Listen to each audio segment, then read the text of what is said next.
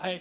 So I really enjoy your lecture, and so my question is I can see that you're actually focusing on the defensive behavior, or the conservative behavior of this thing. You are trying to use the fuzzer to find scenarios where you can trigger a very extreme conservative behavior.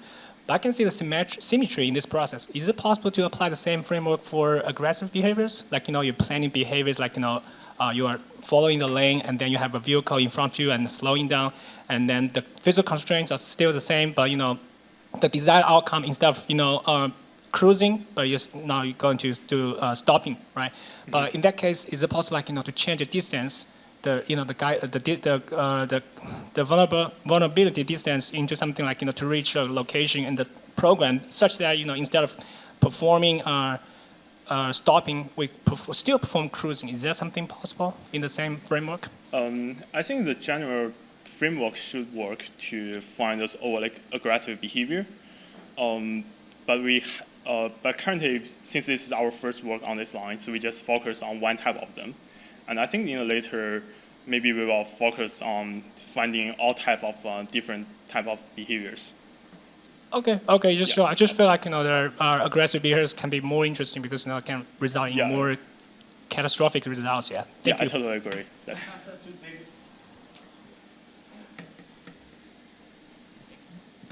Yes. Hi. Thank you for the presentation. A quick question. We talked about this the other day, I think, during the poster session. Yeah. But could help me understand what is the actual fundamental vulnerability that is causing this conservative behavior, despite the fact those objects are clearly outside of the lane. So the algorithm obviously is taking other things into account and not realizing these things are outside of the lane, and somehow misinterpreting them as being too close. And then also, I'd like to know, what would you do to actually defend against this attack? How would you correct this vulnerability? Oh, okay. So I think at first the root cause are kind of diverse. So in one of the cases we found, we think actually it's program implementation problem. And for the other case, I would say, I think it's more on the design level, they are not very comprehensive. So for example, they want to keep safety on some of the cases, but their logic could be very conservative on some other cases. So I think in general, to defend against those vulnerability, I think one way we should do is we should discover them before the real deployment. And for the program implementation problem, then we can fix them.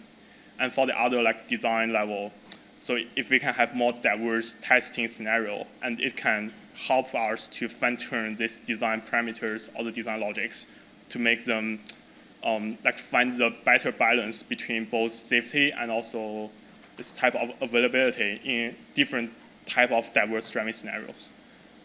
That's very helpful. Thank you. All right, thank you.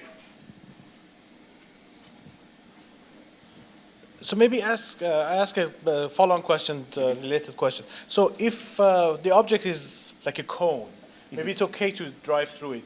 But if it is a child somehow playing that close to the highway, maybe stopping is the right decision.